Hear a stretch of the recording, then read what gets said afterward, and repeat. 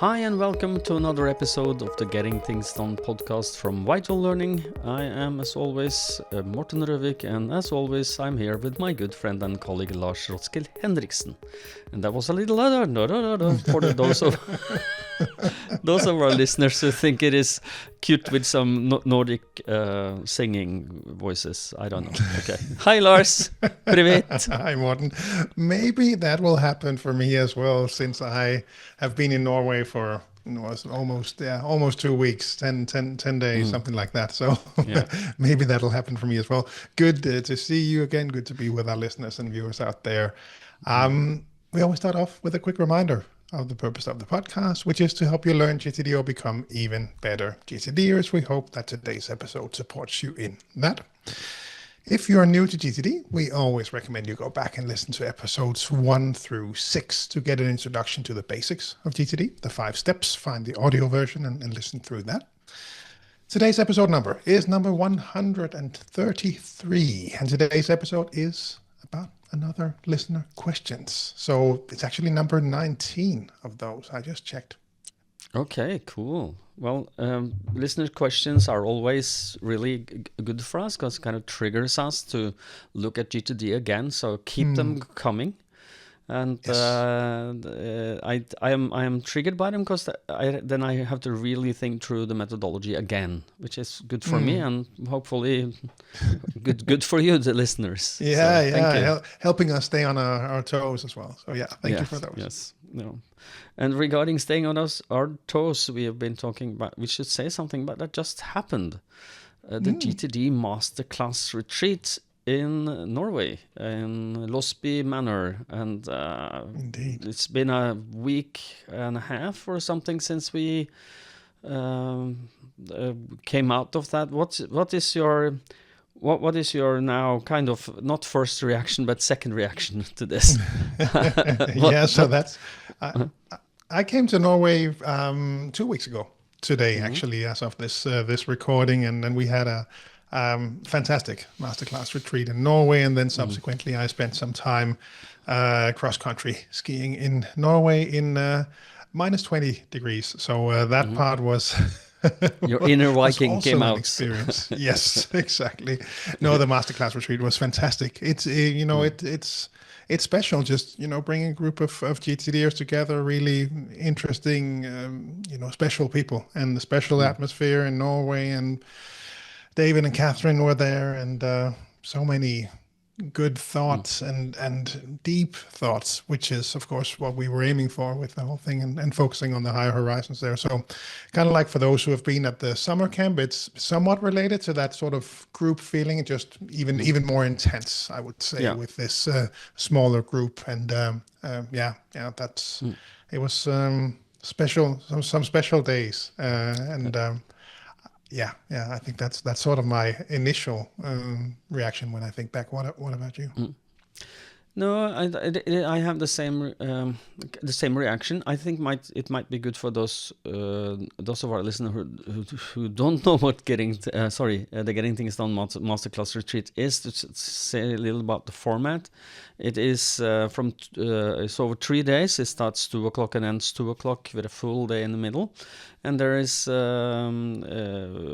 The last time now was with Catherine Allen, David Allen, Lars, and me as the training resources and the coaches, and there were 12 participants, and we were in a manor in Norway called Losby. It's in the middle of the forest, and it's winter, and it's snow, and it's beautiful.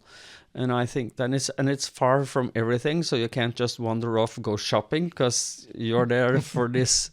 In a historical, the manor is from the mid part of the 18th century, so it's quite a few years old, and it is a place where you can think about life, the universe, and everything, and try to capture that. And that's why we try what we try to facilitate with group sessions, and then individual coaching and group coaching. So breaks, and you hang out with your peers there, the 11 others. And this time, what I think was little special. And I talked to some of the participants after, and they say the same thing, is that what happened was that there was an instant trust when we came there. So people opened up their inner thoughts about life, the universe, and everything, and did not hold back. Most of them, at least, I think. It seemed to be all, but we can't know what's going on inside someone's brain. But it was really good, and it was and some of the energy that comes in the room, after one of these people, you can see people are walking around smiling and energetic, and they feel that they are now more in contact with what they want to do, with their life, universe, and everything. So to be able to think about, and it is a real treat and a luxury to have 3 days where you just think about, who am I? Who do I want to be? What's my purpose? What kind of life do I want to live?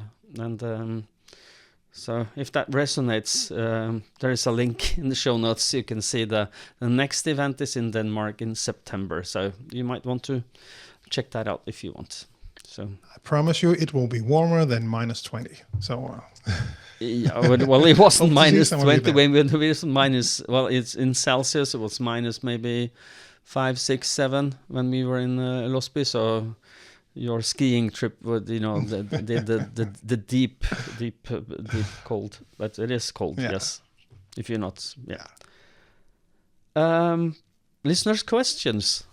Yeah, let's do it. It's been a while, so let's jump right in.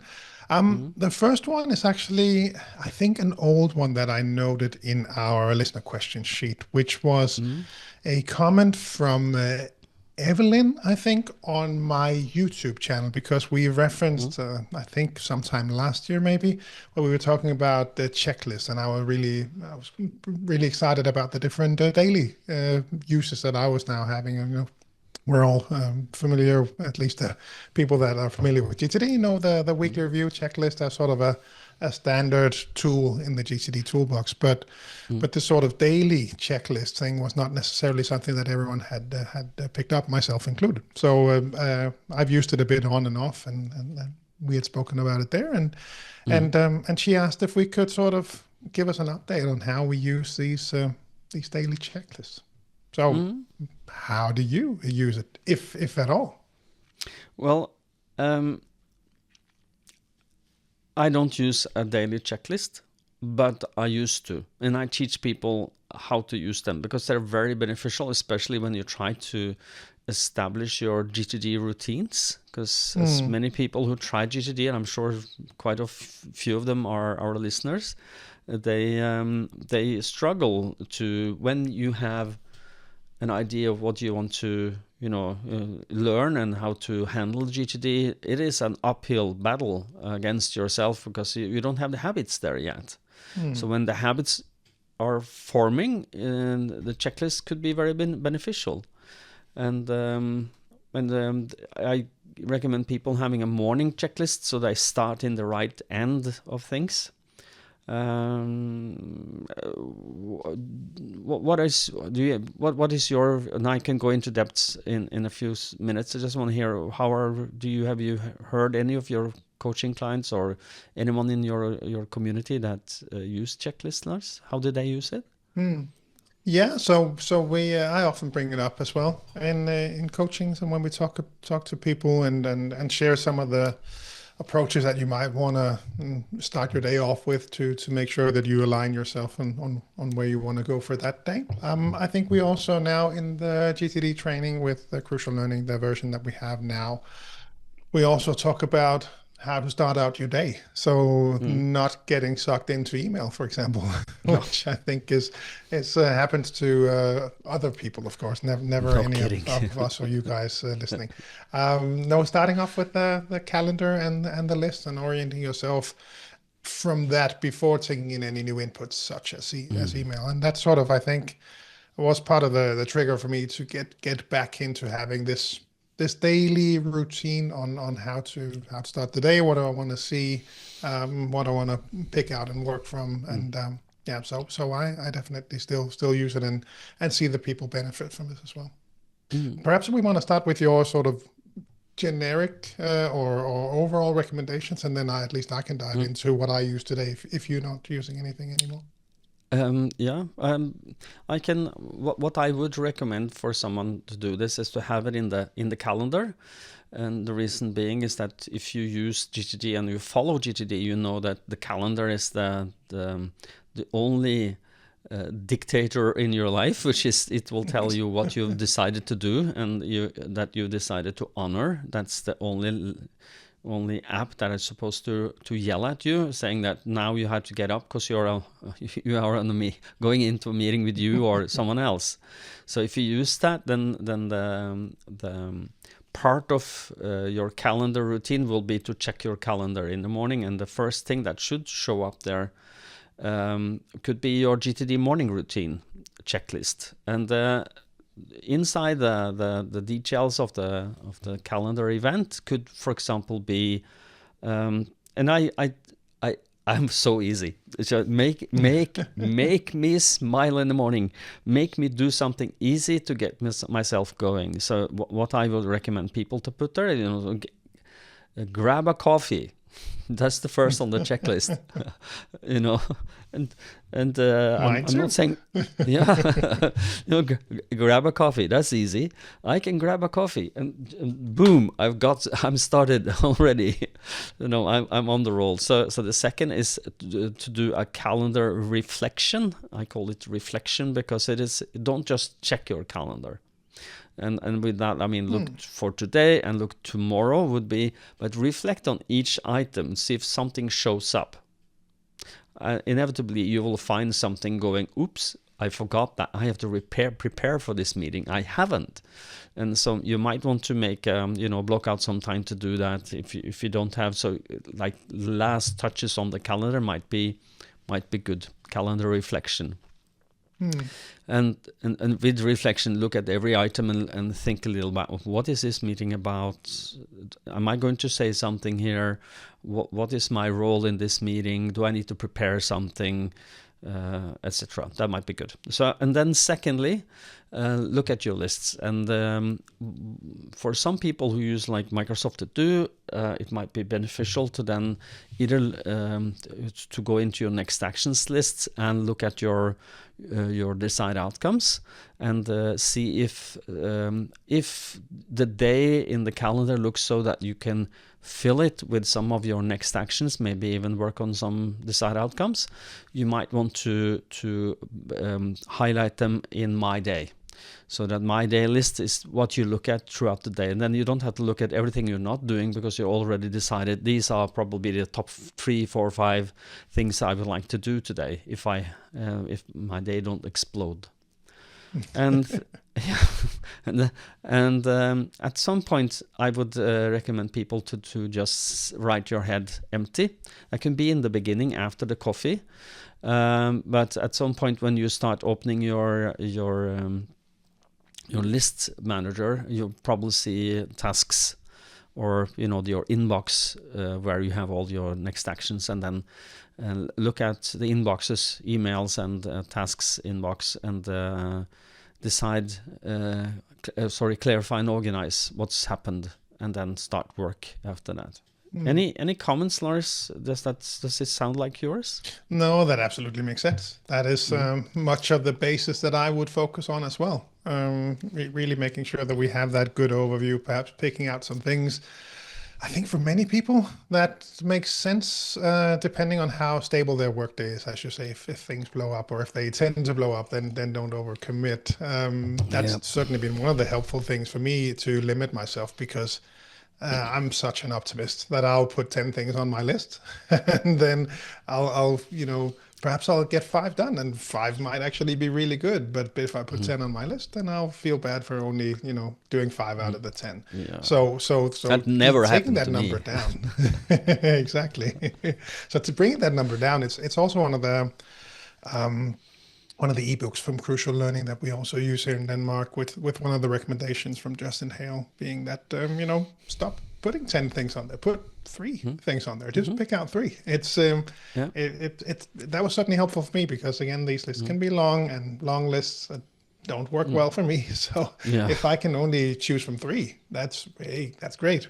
So yeah, no, I certainly recognize that.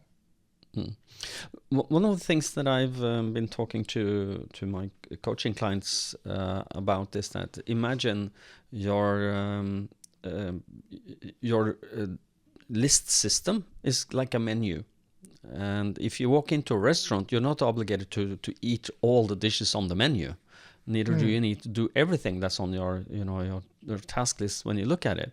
But for many, it helps to limit the number of things you see that you've decided to do today, because then it's already pre-decided, and you know that when you have 1 hour in between two meetings, and you start on the one on the top of my day, this is my short list for what I need to do today. If it's 3, 5, 10, 15, I don't know. But as I would recommend that, as you do, a number that is possible to get through. And then make sure that it makes it easier for you to actually feel that mastery. Because you want to go home at the end of the day and make this pat your shoulder and saying, well done, you did a good job today. Yeah, exactly. Yeah, no, I definitely recognize that. And if I look at my checklist that I used to use before, it's much of that as well. A quick checklist on getting that coffee. I have a playlist, a shortcut on my system that starts to play some music and then sets the lights, opening the windows for 10 minutes to get some fresh air in through the house, and then do that review, just exactly as you described, reviewing your calendar, next actions, anything that I have due in my next actions list or tickler file or something like that, due in our CRM system, and anything on the communications plan that I want to post today to the different channels. That was what I used earlier now, and now it's sort of switched to the custom system that I'm playing around with building now. So it sort of has a whole workflow that you go through, but much of it is the same. Start music, get coffee, fresh air. I have a mind sweep that I have built in with some nice music and some keywords to see if there's anything I need to capture that I haven't already captured.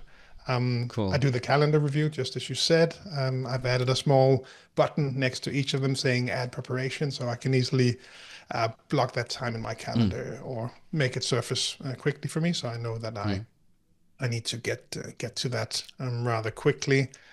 I have played around with having sort of these small AIs come up with summaries for the day, which has actually been really helpful. Also, again, to adjusting your standards, which there's some fun things happening with all this AI stuff. But one of them is that, it helps for me to have, in quotes, someone else tell me that my calendar is really full. So actually don't put 5 things on your list, just put 1 thing on your list, right? I should be able to make that decision. But it's nice to have someone else say it. Actually, I just, your AI overlord. Yes, exactly. And just to make this even more meta and more crazy, you and I are both playing around with AI versions of ourselves, and I've just included AI Lars in my system. So I will be commenting on my own system as we go forward. So there may be some psychological effects that you'll start to hear in future episodes. But probably. But what the fun thing here now is that because as a coach and a trainer, you are training people in what in GTD you have some it is a framework, but within the framework there is also, of course, flexibility, but there are some pillars you should not touch, because if you touch them, your system will work suboptimally. But both you and I know that sometimes it is not exactly what we do ourselves. Sometimes you let your system go and you let yourself go a little, maybe, I don't know, and then you have to rein yourself in. But it is but that goes to your point with what I call the AI overload. Someone seeing you and telling you, Lars, you have a little too much on your calendar today. Do you have the room to breathe? And then, because you should be able to say that to yourself, you should be able to self-coach each other but yeah. not so much. Yeah, exactly. So yeah, and then I go through the list, picking out, I was starring things in my system, but that's the same as you would in Microsoft To Do, for example. I get some different agent inputs. We can talk about that at another time. And then I have a reminder to see if I want to, is there some kind of yoga or meditation or running that I could fit in today? Because I try to fit that in. Again, that is more an aspiration than what actually happens on a daily basis. But it's nice to be reminded of. And the last reminder is to eat that frog. So as much as I agree with you that it's nice to have a simple way to start the day and check some things off, and I can get that coffee, I also know that I have a tendency to just pick the easier task. If I have flagged 5, then I'll pick the easier one, and then we have a meeting, and then it's lunch, and Lars. then it's the big one, the hairy ones that are still there on the list, and then I'll have to push them for tomorrow. So just to make it easier for myself, I'll start with the most scary one if I want to pick, or I have a simple view that just hides all the tasks and just shows one task, and that's it. That's what you get to choose from, Lars. Send that email to to the trainer we just certified. That's email number 6. That's the one on my screen that I'm seeing now. Yeah. That is what I'll do once we're done if I want to pick something from my list. So I don't even have to choose. No. Well, and I think that, and for those of you, I'm sure there's listeners who is asking themselves, what is he talking about now? AI and, his list system. Lars has been up late coding. Lars have been, is it okay we go a little historically for just a couple of minutes? Because I remember when we met, you were building with the help of coders somewhere in India, or where was it? Yeah, all over the place. All Local in Denmark, student workers, people from abroad. Okay.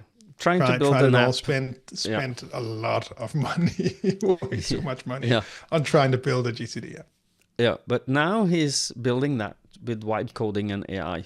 So and it looks promising and interesting, and I'm looking forward to, at some point I want to see it more in detail. You can demo it to me, but what I've seen is interesting. So, but for those of you who now, when he talks about going to talk about agents, what are they doing, and that is the vibe, what he's been vibe coding, and that's cool. So maybe we'll dive into that at some point, because I think just to put that out there, I think GTDers have a huge advantage going forward, because a lot of what we need is an overview when you start to be a manager of agents, and GTD just gives you that. Another aspect is that I'm playing around with now is I have you have your areas of focus in GTD, areas of focus and accountability. Go back and find that episode if you don't already have them set up. It's a great start to get you up and running with areas of focus and accountability. And these line up nicely, from my perspective, with companies, operating areas of focus departments, if we were a big company.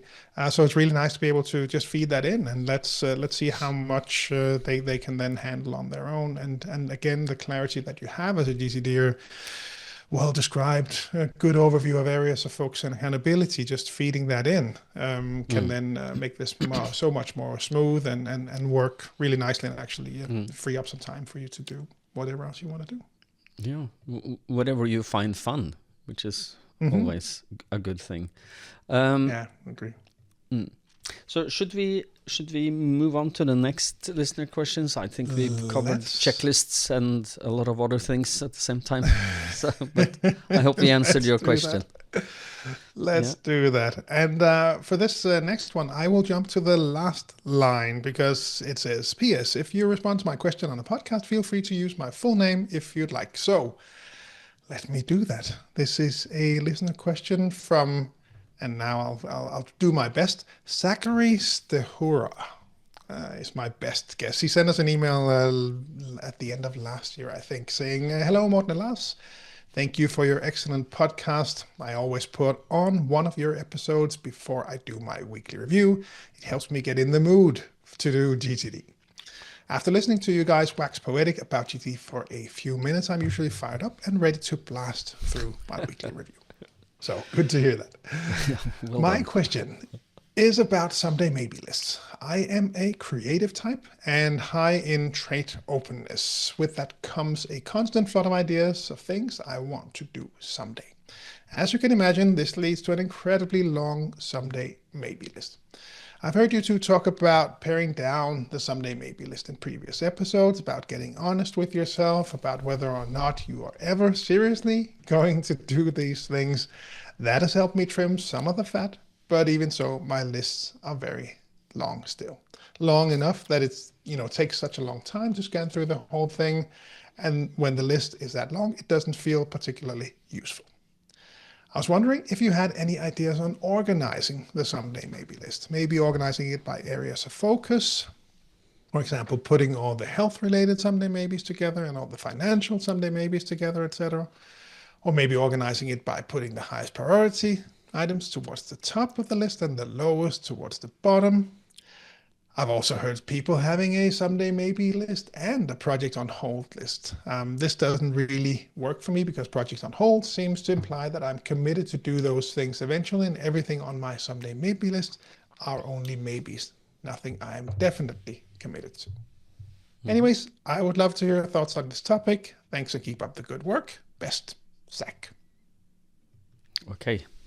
Okay, Zach, let's dive in. My initial thinking about this is that we talked about, just to give an overview for those of you who haven't heard those episodes before, and it's about, you have desired outcomes lists. These are desired outcomes you would like to, see done. And when you have desired outcomes, those are active. And for not overwhelming yourself with all the active things that you're working on right now, you should maybe trim them down. That is because when you look at your lists and you look at the desired outcomes, if you have a list that you look at, David Allen is very clear on this. He says if your list does not attract you but repel you, you're not doing it right. And the idea here is that if you look at your desired outcomes list and go, oh, I can't do everything here, and you feel, no, I don't want to look at this, it's either because it's too many or because you haven't described the desired outcomes good enough. And good enough is clearly enough. And when you have an overwhelming number of next actions and desired outcomes, the way that you can do this is to use an on hold list to say, I'm going to work on these, but not right now. And keep what's active, for example, for this week, maybe this next week, if that's good for you, and then look at what can wait, because I'm sure if you look at your next actions list and your desired outcomes, you can't move on everything.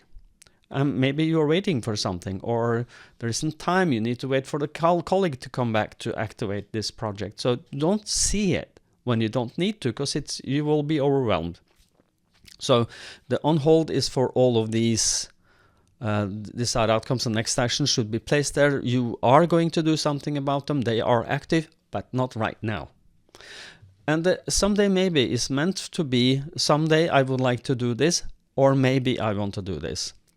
And for people, and mine used to be long, really long. It's like it was exhausting to look at it. I just spent so much time to look through it, and I got just bad conscience of everything that I was not doing. And I'm fairly sure that Zach might be feeling some of the same emotions. So how to divide that up? That is a very good question. And if you've used this seriously, am I really going to ever do something of this?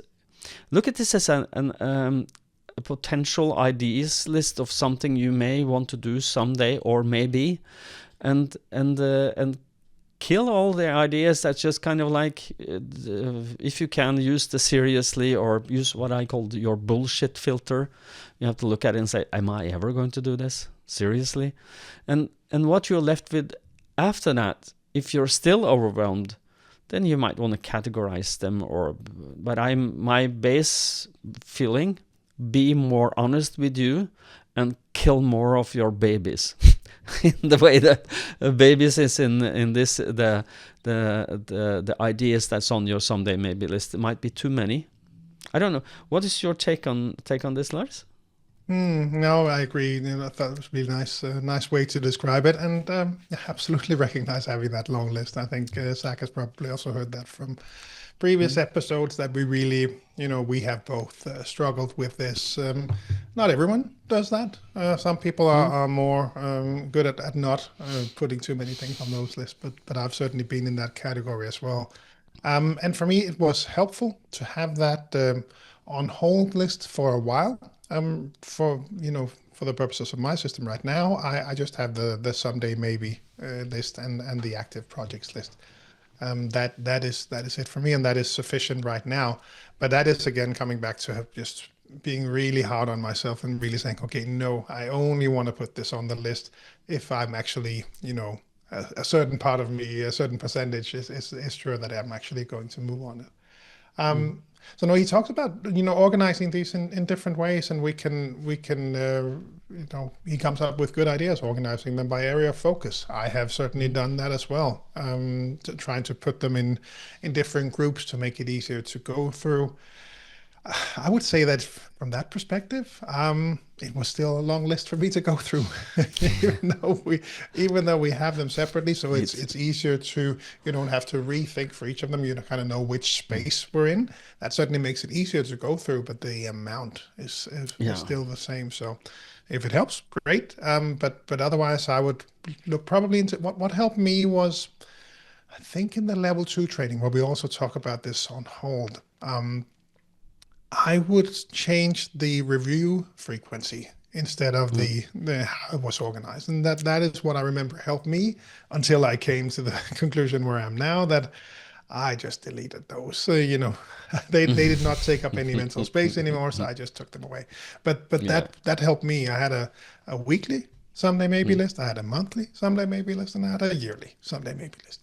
And just, moving them to that yearly list just was really helpful, because suddenly I really not at all had any need to see them all on a weekly basis. Today we talk about when you start with GTD, just do it on a monthly basis. And for me, even yearly was sufficient for many of them. So that was perhaps something that you could try out, Zach, and see if that could help you to park some things on that. So the review frequency made it easier to just focus on the ones you actually did need to see on a, let's say, weekly or monthly basis. One of the things that I'm reminded of now is that a helpful question might be for you to look at each item of your someday maybe list and ask yourself the question, what needs to change in my world for me to be able to do this? At what point in my life, what need to change for me to prioritize this up as something active? And if you can't see that end, it might be, you know what they say about good intentions, the road to hell is paved with it. It might be a good intention, but if you're never going to act on it, it just is drag, and it is clutter, and it drags you down. And if it fills you with joy to see your someday maybes, woohoo, keep them there. But if they don't give you joy, maybe it's time to say goodbye, as Mario Kondo would say. If you don't give you joy, let it go. What do you think, Lars? No, that makes a lot of sense, and I like that perspective. And you're, I think, coming back full circle with a quote from David, and whether these lists attract or repel you, right?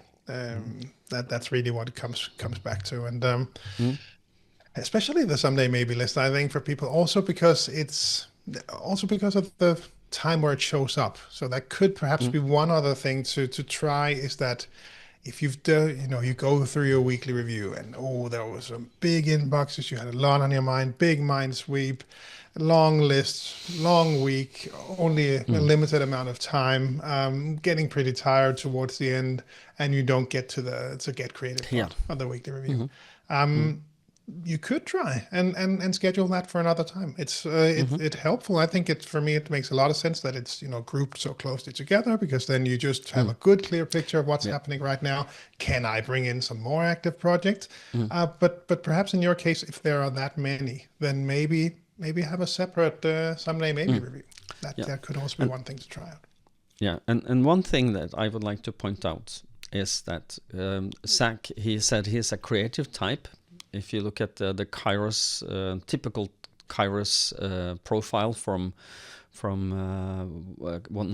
the creative ones, they are highly associative, and the sequential nature of clarify, organize, and review is something that the creative types have difficulties with. I'm also a high associative person, and I do get very tired when I have to make decisions. It's not easy. It doesn't come easy for me and many of my fellow brethren and sisters in the high associative class. But and that means that at the end of a decision making process, where you take your next actions, you decide them, you review your system. At the end of that, you should get creative by looking at a list that is really long. Maybe your mental energy is spent. Maybe you should, as Lars says, schedule another when you're in the morning next day or in the weekend. What do I know? But it might be a good idea not to do it in one sitting. I don't know. Does that make sense? No, and that would also bring us again back to this list, attract or repel you, because let's say you were to then schedule a weekend review. Are you looking forward to that? Let's say you set aside time Sunday afternoon, you have a good cup of coffee, you can sit down with that someday maybe list and go through it and really get inspired. Or is that not how you feel? Are you like, that coffee, the chair, all that sounds good, the list? Then maybe we need to go back and rethink how we work with it. I once did something. It was it relieved a lot of energy for me. And I had I remember very clearly. I used back in the day. I used Evernote as my GTD system, which becomes just as they say, Evernote had a tagline. At least before, that was the everything bucket, and it became the everything bucket of things that's actionable, things that's just information. And it's like, ugh. I don't know what is what. Yeah. Am I going to do something on this information, or and what I did, I scrapped everything in my someday maybe and read later list. I felt so good. It was such a relief. So you might want to do just scrap everything and start again and see what shows up, because that might be also a way to make sure that the ideas are both fresh but also something you really want to do something about. Okay, how are we on time now? I'm just thinking. We are 40 minutes. I think we're fine. Yeah, I think we're fine. Being in a high associative, I don't have sense of time. we get excited talking about someday maybe list. Let's jump to the last question that we had planned for today. Zach, hope that was helpful. Last one is from Ivan, our good friend Ivan. He says, "Hi guys, been quite a while since I wrote, but still listening to every episode. Good to hear that, Ivan. I know you've done some episodes in the past about OKRs and GTD, and I'm going to re-listen to those. However, I'm wondering if you have any tactical thoughts on how to integrate the concepts and organize them. I use OmniFocus and keep my horizons of focus in a Word document. I have always felt some friction with the two not being connected, and admittedly being separate does allow for drift in OmniFocus, and I have to revisit my horizons and weed out what I should not be doing. I'm wondering if you have any suggestions on how to better tie OKRs with the higher horizons and connect them all in a trusted system such as OmniFocus. Thanks, and as always, keep up the great work." From Ivan. Yep. And just for those of you who don't know what an OKR is, and I'm going to give you my best interpretation of this. An objective key result is more or less exactly the same as a desired outcome. But if it is in an OKR that has a long time span, it might be a goal in GTD. So it should be on, your goals in your horizons of focus. So for OKRs to be interpreted into GTD, it should be tied as a desired outcome. It could be like a company has an OKR that you have some part of that's yours, then you can interpret that as a desired outcome in your system. So so that's how I interpret that. But I used to use OmniFocus since version 0.8 or something, and I gave it up after many years, as many of you or some of our listeners know, because I've been talking about that. And I gave it up because it got too complex for me. And I use, as you do, Lars, or you did before, I think, to tie your areas of focus and then nest that into becoming your GTD system. So if I was, let's say, I'm in my family, I'm responsible for our banking and insurance, and then under banking insurance, it will be a project called. It might be, that will birth a project is to renegotiate our insurance agreements, and then next actions tied to that. But my problem with this is that it gets too complicated, because then I have to nest myself down to find the next actions if I want to make sure I'm maintaining an areas of focus correctly. So, Lars, let's take a step back. Can you explain to us what is an area of focus? Yeah, sure. I can. Let's go for that. So when we go through the horizons of focus in GTD, we start at the bottom, talking about next actions and calendar events. If we zoom out one level more, we talk about the desired outcomes related to OKRs, as we are talking about now. And if we zoom out just a bit more, we talk about the areas of focus and accountability. What are you focused on as an area? What are you accountable for? So this could be a starting point, your job description, an overview of what you are, an analogy that works for me is all the spinning plates. If you ever saw that in a circus or somewhere else, these are the different areas where you have to make sure and maintain that these are handled appropriately. So we typically draw these out as mind maps, with one for personal life, one for work life, and get a good overview of that. And from these, that is where all your actions come from. That is where your projects come from. If they don't line up, then we have something to talk about. So that is the starting point, and that is, I think, what you're referring to when you talked about linking the three lower horizons. Yeah. And my take on this is that just clarity for those who's listening, this has been beneficial for some of my coaching clients to talk about, is that areas of focus / areas of responsibility, areas / of accountability are the same. Just so areas of something is this. So areas of focus is my personal focus. I want to focus on this because it gives me joy. I like to play. I don't play golf, but let's say I play golf, and that's one of my areas of focus. I want to do more of that, or whatever. My health could be areas of focus for me. Because it's something I need to maintain. And then areas of accountability is what am I accountable for? And that's / responsibility. I gather them together. So accountability / responsibility are the same. But those are the areas that I will be measured on. So it could be finances in the company, could be people, so I'm responsible for 5 people, so it's the names of the 5 are my responsibility, and the idea with the areas of focus / responsibility / accountability is that they give birth to projects, desired outcomes. And the way that I think about this is that they are the mothers. They give birth. And that is, you look at an area of focus, let's say health, and you go, how do I feel about this now? Am I maintaining this area of focus for me in a way that I'm happy with? If not, should it birth a project? So what's my desired outcome for that project? Do I need to train more? How do I get better at maintaining my health? And that could be a project that has a beginning and has an end. It's called a desired outcome in GTD. I don't know. Does that make sense to you? And to talk about it like this, because. And they don't have to be connected. They can be on as you said, a mind map, or it can be just a basic list of them.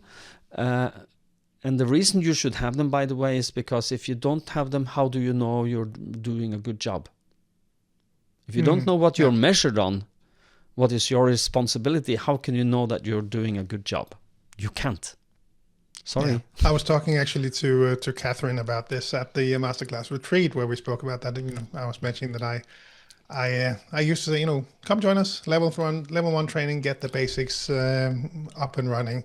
But more and more, I really encourage people to also go for level 2, ideally level 3, but definitely level 2, just to get this areas of focus and accountability up and running, because it is a significant difference than just having projects and next actions. And projects and next actions are good; they're really good.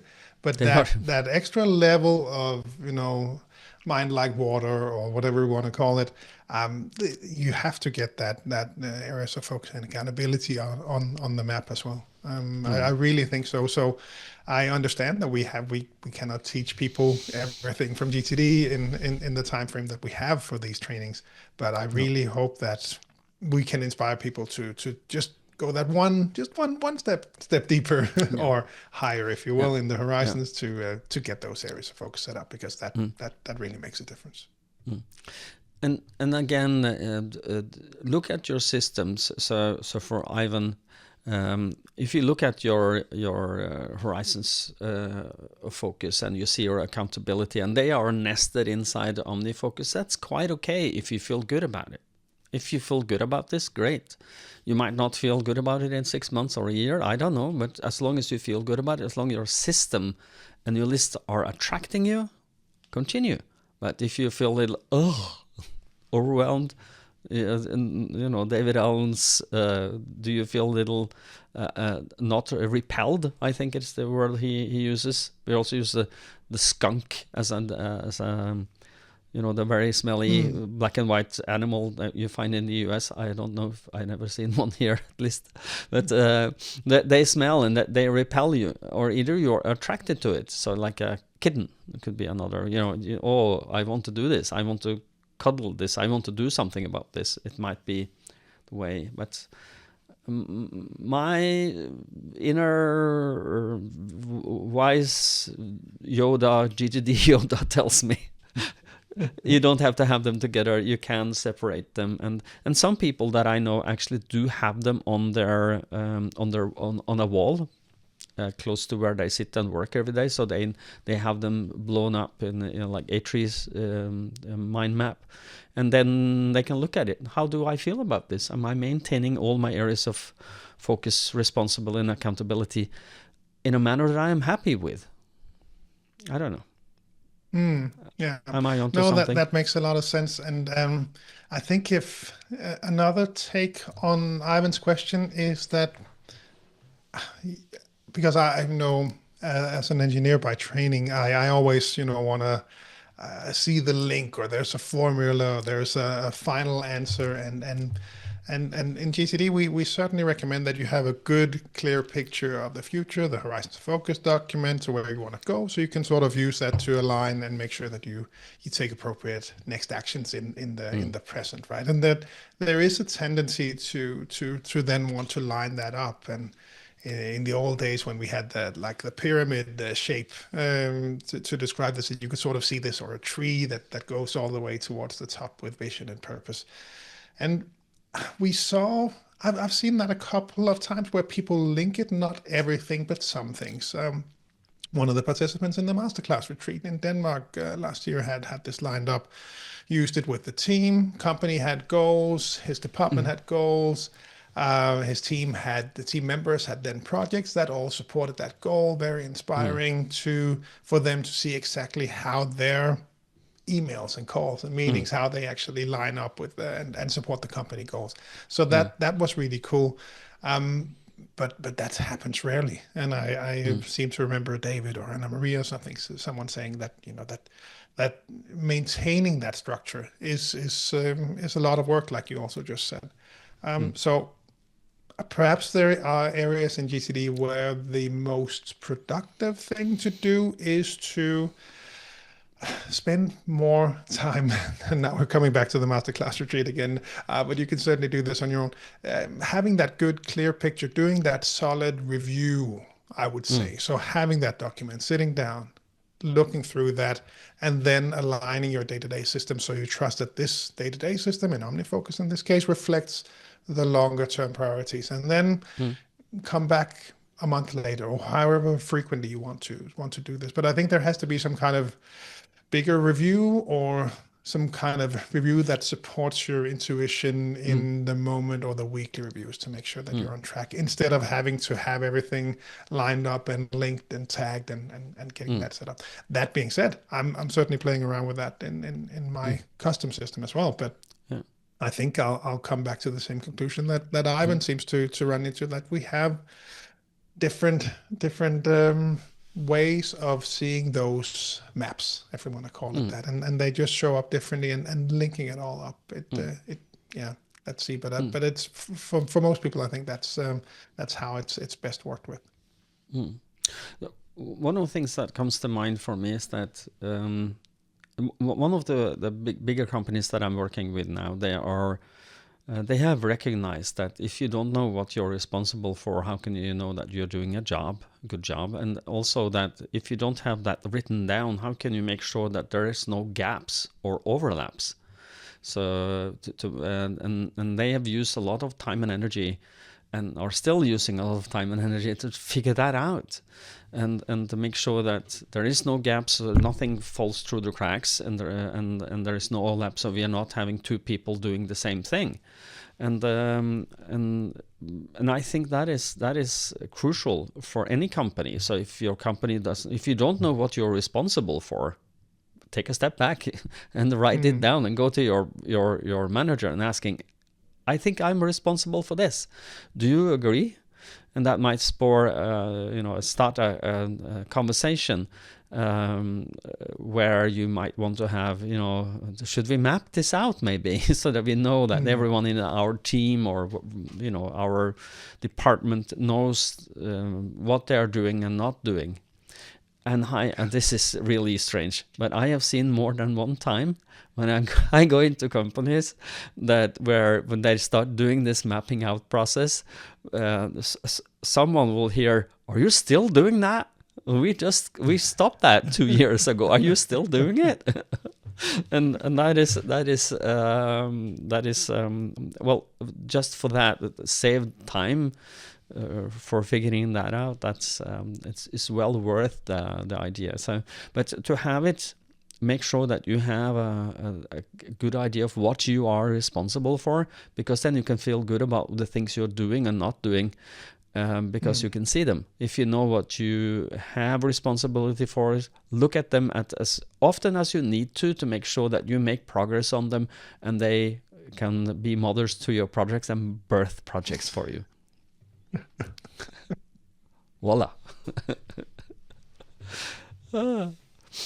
Okay. Have you covered Ivan's question, you think? We would probably need to ask Ivan, but I hope so. At least this gave some perspectives on this, and perhaps not the answer that he was hoping for, but hopefully it was helpful, and some things to try out at least. Yeah. And please, if you feel that we haven't answered your question, or we missed your point or something, just write back. We will address it later, I promise. It might take a few episodes, but we always get back to these listener questions. And I think we've more or less answered all the listener questions we got at some point. If we missed any, then be sure to send them to us again. Yeah, I don't think we have, and it can sometimes it comes as a comment, and I don't have notification on YouTube. So if you leave a comment there, I'm just having a checklist every month. I go to see if there's any comments or something, and No, we have had some people show up in spam that came through the podcast at vitallearning.dk email address. So that could happen. If that has happened, please try again. Like Morten, I also have a check every month that I go through my spam folder and pick out anything that should not be there. Okay, cool. Are we at the end of this episode? I think so. Just the usual reminder when we do these listener questions is to keep those questions coming. This emptied out our list. So no more listener questions until you start sending them in. So please do that whenever they show up. Reflections, questions. Could be very practical, could be more theoretical, abstract, what we want to call it. Whatever you have on your mind. Capture it and give us something to talk about. And then the wrap up that I always do is to remind you of the GTD summer camp. That's something we organize every year. We have a new organizing group this year. We are even more international now with both Germany and the US in the organizing group as well.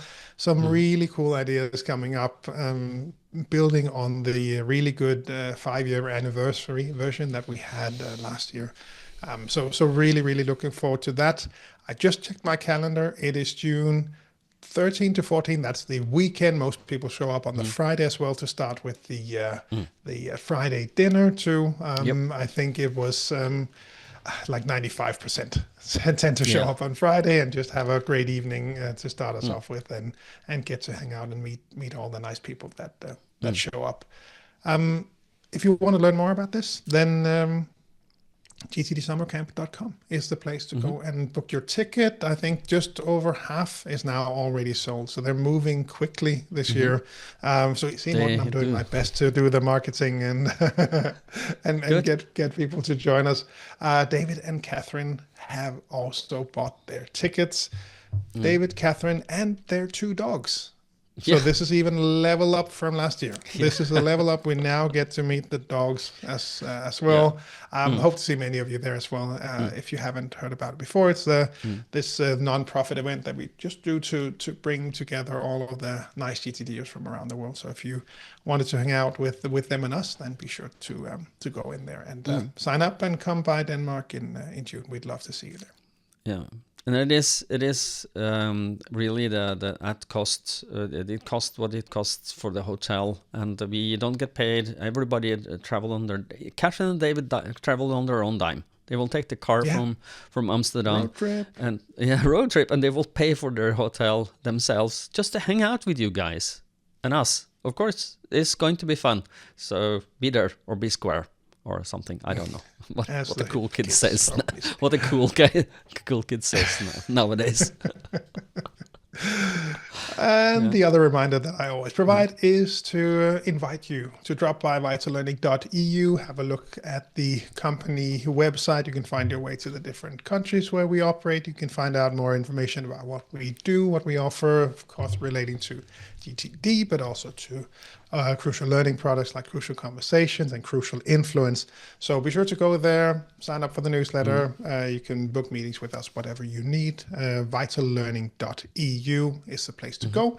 If you are in a country that is not where we operate, then we recommend you go to cruciallearning.com to find your local partners. Yes, and gettingthingsdone.com if Crucial Learning is not covering your country. If you want coaching, for example, in the US, it will be, and Canada, it will be gtdfocus.com for find the information about coaching in the US and Canada. And I have nothing else, but to just if you want to give us a rating on your somewhere. Yeah, I haven't been very good at this, but as the cool kids do, subscribe and like and everything. But it is satisfying for us that you guys like what we do, and if you do, please leave a good review if you want to, where you can do a like for the episodes. If you go to your podcast client and it has a rating system, we have a very good rating everywhere we are, and we are very happy for that. And I think that we are doing something correct, and we are serving you as our listeners well. And if you are happy with us, let us know by like and subscribe or gives a rating.